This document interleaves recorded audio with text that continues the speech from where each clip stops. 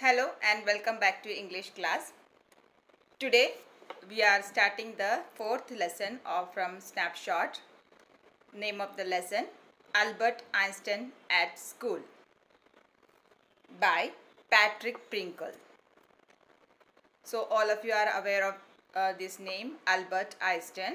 So let's see the story what is given in this lesson. So before that beginning, let's go through about the author.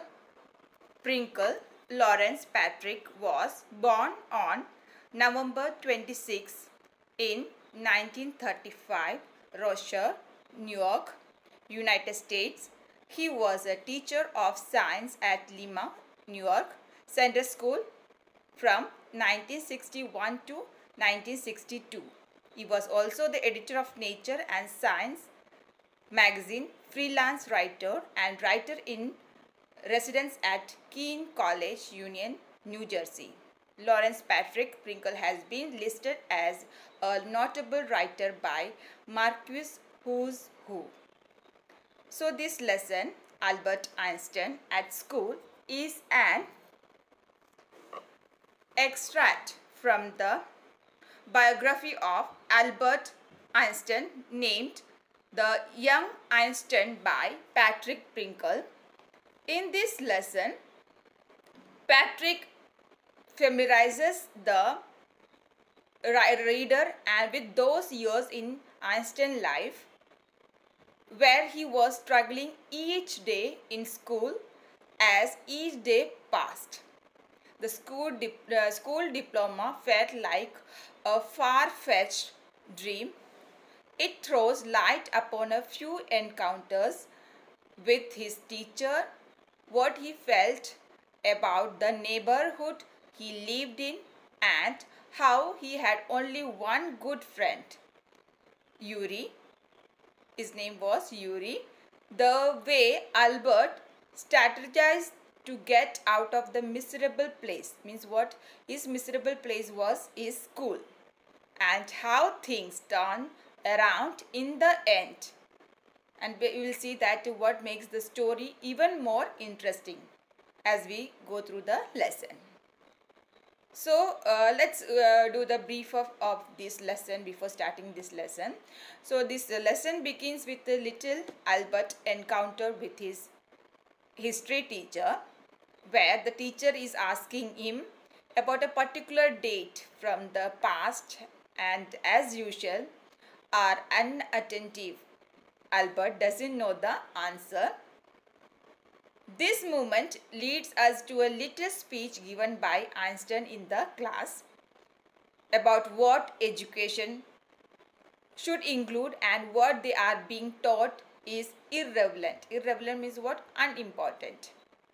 It ends up him being punished by the teacher, which again is not new. He was used to this punishment and all given by the teacher. Then the lesson talks about how Albert disliked his neighborhood because of all the slum violence, and compared to his best friend Yuri's neighborhood, who didn't like his either. Albert even expresses his worries to his cousin Elsa from Berlin, who thinks he can pass if he made a little effort. At this point, Albert starts strategizing his way to get out of the school, and he suddenly gets an idea that involves a doctor who is willing to help him. He wanted the doctor to know that he had a nervous breakdown and prescribed that the root cause of it is school, and he shall stay as far as away from it as he could. This is where Yuri agrees and sets up an appointment with his friend, a freshly qualified doctor who he wants is to hard be fool. Albert thinks about his conversation with the doctor so much that at this point he actually nervous. On meeting the doctor, he comes to know that Yuri has already told him everything and the doctor is ready to help him. The doctor understands how tiring school can be, asks Albert his plans after he gets out of school, and realizes he is going no good to him or anyone by staying there. Thus, he hands him his medical certificate and in turn asks him to take Yuri out for a meal. Although excited, Albert had no money to spare. He took Yuri out for supper. He is next seen with his Max teacher, who is giving him a referral to make it easier for him to get into a college for pursuing higher mathematics. Einstein had studied all the math that teach in school and even some more.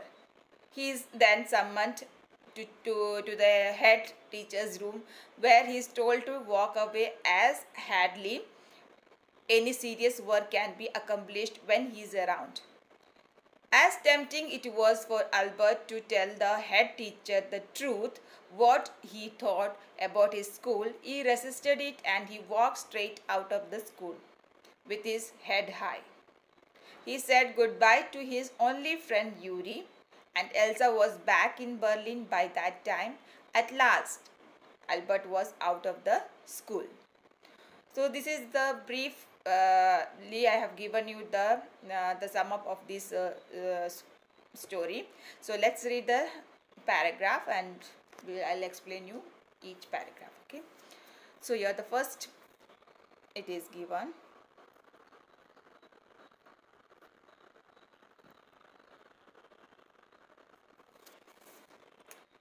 So about the Albert Einstein from 1879 to 1955 is regarded as the greatest physicist since Newton, and in the following extract from the young Einstein, the well-known biographer, the well-known biographer Patrick Pringle describes the circumstances which lead to Albert Einstein expulsion from German school. So yeah, biographer means, which is given in the beginning about the Albert Einstein. A biographer means a person who writes an account of someone else. Biographer means what? A person who writes an account of someone else. Expulsion means what? The acting of forcing someone to leave an organization, suspension or restriction. Okay, so expulsion means what? The action of forcing someone to leave an organization. So the lesson is about whom? The famous theoretical physicist Albert Einstein, as you came to know, Albert Einstein. It is taken from the biography named The Young Einstein, written by Patrick Pringle. The lesson talks about how Albert Einstein hated school and wanted to leave it and then was forced out of it. So the lesson starts from here. In what year, Einstein asked the history teacher, did the Persian defeat the French at Waterloo? I do not know, sir. Why don't you know? You have been told it often enough. I must have forgotten. Did you ever try to learn? Asked Mr. Brown. No, sir, Albert replied with his usual unthinking honesty. Why not? I can't see any point in learning dates. One can always look them up in a book. Mr. Brown was speechless for a moment. You amaze me, Einstein, he said at last. Don't you realize that one can always look most things up in books? That applies to all the facts you learn at school. Yes, sir. Then I suppose you don't see any point in learning facts. Frankly, sir, I don't, said Albert. So, students, this lesson begins with an account of Albert with his history teacher, where the teacher asks him about the year in which Persian defeated the French at Waterloo. As usual, Einstein does not remember it, to which Mr. Brown points out the reason for this, and is because Einstein never bothers to learn them. Then Albert justifies that he finds it pointless to digest dates because no one can always look up in books whenever needed. The answer left Mr. Brown dumbstruck for a while, and finally he replies and tells him that similarly most of the things being taught in school can be looked up in the books and there is no point in mugging up facts. Einstein, without realizing that the statement was sarcastic, agrees with him. Moving to the next paragraph. Then you don't believe in education at all. Oh yes sir, I do. I don't think learning facts is education. In that case, said the history teacher with heavy sarcasm, perhaps you will be so kind as to tell the class the Einstein theory of education. So, what happens? Professor concludes that if Einstein does not see any point in grasping facts, then he should also be a believer and follower of education. Sorry, he should not be a believer or follower of education. Albert very clearly replies that he is undoubtedly vested in the idea of education, but according to him, merely digesting facts is not education.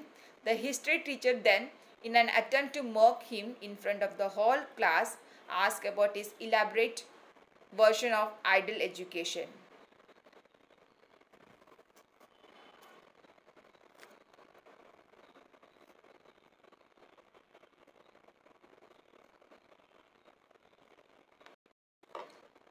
Then, next paragraph. Albert flushed. I think it's not facts that matter, but ideas, he said. I don't see the point in learning the dates of battles or even which of the armies killed more men. I would be more interested in learning why those soldiers were trying to kill each other. That's enough. Mr. Brown's eyes were cold and cruel. We don't want a lecture from you, Einstein. You will stay in for an extra period today. Although I don't imagine it will do you much good. It won't do the school any good either. You are a disgrace. I don't know why you continue to come. It's not my wish, sir, Albert pointed out. Then you are an ungrateful boy and ought to be ashamed of yourself. I must suggest you ask your father to take you away. So again what happened? Again, being very clever about his idea of education, Albert explains that it is useless to acquire knowledge on dates of battles and numbers of men that were compromised. So he asked that what is the important is to read and analyze the reason that were responsible for the battle between the two armies. So obviously, Mr. Brown got extremely angry and interrupted Albert's speech and punished him to stay for extra classes.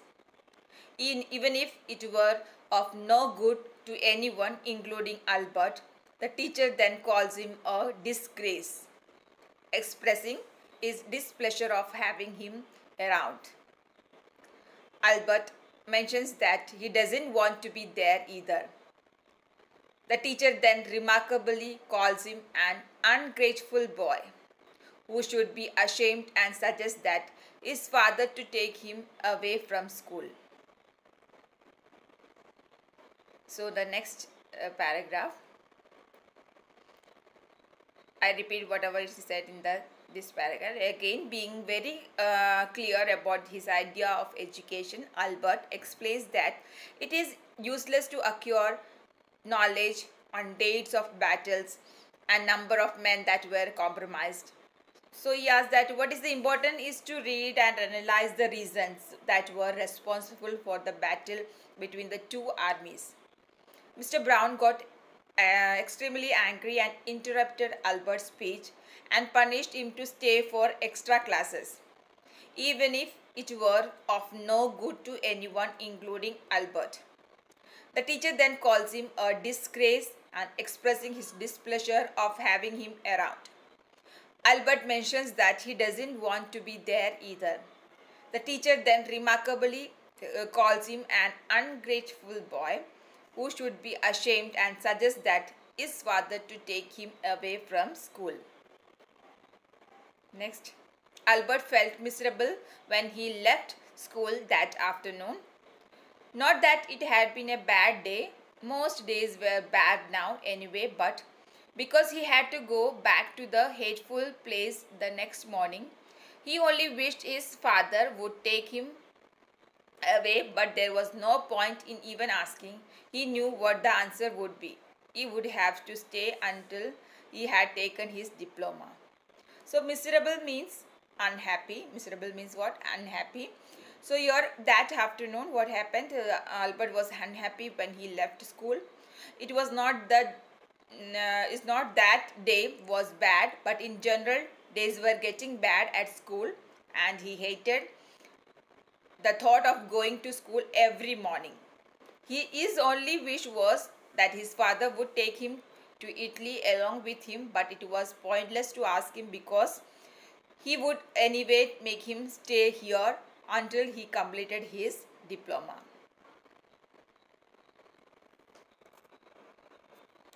Next paragraph. Going back to his lodging did not cheer him up. His father had so little money to spare that Albert had been found a room in one of the poorest quarters of Munich.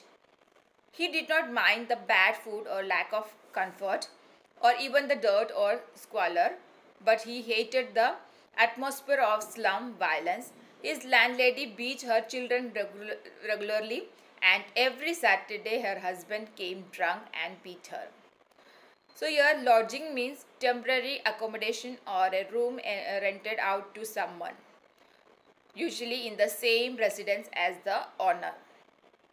Squalor means what? The state of being extremely dirty and unpleasant, especially as a result of poverty and neglect. I repeat, lodging means here temporary accommodation or a room rented out to someone, usually in the same residence as the owner. And squalor means what? The state of being extremely dirty and unpleasant, especially as a result of poverty and neglect. So here what happened? School was surely unpleasant place for Einstein, that we came to know. But his place of stay in Munich was nothing better. Because of limited cash availability with his father, he had to stay within the poorest neighborhood in Munich. However, poverty, bad food, dirt, lack of comfort hardly bothered him. It was the frequent fights at the place that he hated. Even the landlady family was a violent one, where he used to hit her kids every now and then, while her husband beat her every Saturday after he came back home drunk. Next paragraph. But at least you have a room of your own, which is more than I can say, said Yuri when he called around in the evening. At least you live amongst civilized human beings, even if they are all poor students, said Albert. They are all not civilized, Yuri replied. Did you not hear that one of them was killed last week in a duel? And what happens to the one who killed him? Nothing, of course. He is even proud of it. The only worry is the authorities have told him not to fight any more duels. He is upset about this because he hasn't a single scar on his face to wear for the rest of his life as a badge of honor. Who? Exclaimed Albert. And these are the students. Well, you will be a student one day, said Yuri. I doubt it, said Albert glumly. So here, duel means what? A contest with deadly weapons arranged between two people in order to settle a point of honor. I repeat, duel means a contest with a deadly weapons arranged between two people in order to settle a point of honor. So here we are introduced to his friend Yuri, and he is also not very fortunate. He remains very fortunate. He reminds Albert that he should be glad about the fact that he has a room of his own to live, even though the neighborhood is not something he likes. In return, Albert reminds Yuri that even though Yuri lives among poor students, they are all civilized and non-violent. Yuri interrupts to correct him that not all of them have manners, and only last week one was killed in a fight. The one who killed him did not face any circumstance except never being allowed to play a duel again. The only regret that guy he had was that he won't be able to show off a scar as a symbol of bravery. Albert sighs as the state of students pursuing diplomas. Yuri then gives Albert some hope by saying that he will be a student too, to which Albert expresses his doubtfulness. So, moving to the next page. I think I will never pass the exam for the school diploma, he told his cousin Elsa the same next time he came to Munich. Normally, she lived in Berlin, where her father had a business. I am sure you could learn enough to pass the exams. Albert, if you try she said. I know lots of boys who are much more stupid than you are who get through. They say you don't have to know anything. You don't have to understand what you are taught. Just be able to repeat it in the exam. That's all trouble, said Albert. I am no good at learning things by heart. So here, Albert expresses his concern to his cousin Elsa, saying that it is not very likely for him to pass exam. Elsa, who had come to visit Einstein in Munich, normally lived in Berlin, the place of her family business. This was the place of family business. Elsa tried to convince Albert to learn just enough to pass the exams by learning and repeating facts, and that she had been seen a lot of dull guys do it. Albert again explained that learning things by heart is not his best suit. Next. You don't need to be good at it. Anyone can learn like a parrot. You just don't try. And yet, I always see you with a book under your arm, added Elsa. What is the one you are reading? A book of geology. Geology? Rocks and things? Do you learn that? No, we have hardly any science at school. Then why are you studying it? Because I like it. Is that a good enough reason? Elsa sighed. You are right, of course, Albert, she said. But it won't help you with your diploma. So here, this was the turning point of their conversation. Here, Elsa presented her counter agreement that anyone can learn like a parrot, but for that one needs to try, which Albert doesn't. She then expresses irony by mentioning that he always has a book under his arm. Albert tells her that it is a book on geology, which is not taught in school. He adds that they are hardly taught at school, hardly taught science at school. Elsa doesn't understand why he is reading the book if it is not a part of his curriculum. Then Albert clarifies that he likes studying science and considers it a reason good enough to read it. Elsa understands this, but also warns him that it is not going to help in passing his diploma. Next line. Apart from books on science, his only comfort was music.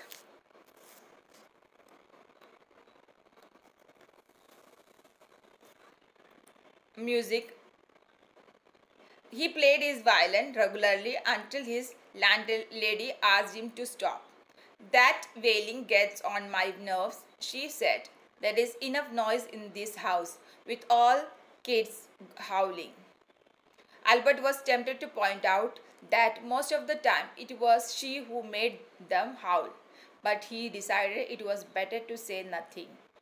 So wailing means crying with pain or anger, or howling means what? Making a howling sound, like a barking sound. So here the Albert was very fond of reading science books, and the only other thing that brought him joy and peace was music. Other than studying science, is playing music. That was the music was his peace, and he played violin a lot, but only until his landlady told him to stop. The sound supposedly irritated her, and she justified by saying that kids already make lot of noise in the house. Albert wanted to say that she is the one who made her kids cry all the time, but somehow resisted the urge to say it, probably for the better. Now, the next paragraph. I must get away from here, he told Yuri after 6 months along in Munich. It is absurd that I should go on like this. In the end, it will turn out I have been wasting my father's money and everyone's time. It will be better for all if I stop now. And then what will you do? Yuri asked. I don't know. If I go to Milan, I afraid my father will send me back, unless his eyes gleamed with a sudden idea. Yuri, do you know any friendly doctors? I know a lot of medical students and some of them are friendly, said Yuri. Doctor, no, I have never had enough money to go to one. Why? So here, Albert expressed to Yuri that he feels it's high time he moves away from here. He sees no point in carrying on like this, because if he does, it is only going to result in wastage of his father's money, everyone's time and efforts. Yuri asked if he has any backup plans, to which Albert says that going to Milan would be such a great idea because his father would send him back. They were discussing all about it when suddenly an idea occurred to Albert. He asked Yuri if he knew any doctors. Unfortunately, Yuri could never afford to go to one, but he did have a lots of friends from medical field. Suppose, said Albert, that I have a nervous breakdown. Suppose a doctor would say it's bad for me to go to school and I need to get right from it. So some of the students you have seen that they take the leave from the school and just they don't want to come to the school and make the excuses of some medical problems or fever or stomach ache and all. So the same thing the Albert also did, but he had the rather than his interest in school, he was interested in science and music, and as you know that he become the famous physicist in the world. So here Albert idea was included what? A nervous breakdown and a doctor that could advise him that school is bad for him and he needs to stay as far as he could from it. So we have seen from this lesson till here that as we have seen completed three pages. So yeah, this lesson begins with a little Albert encounter with his history teacher, where the teacher is asking him about a particular date from the past, and as usual our unattentive Albert doesn't know the answer. This moment leads us to a little speech given by Einstein in the class about what education include should include and what they are being taught is irrelevant. It ends up in him being punished by the teacher, and which again is not new. It was usual thing for him. Then the lesson talks about the Albert what disliked his neighborhood because of all the slum violence and compared to his best friend. So this we have seen in this video. We will continue in the next video. Until then, keep watching, keep reading. Bye.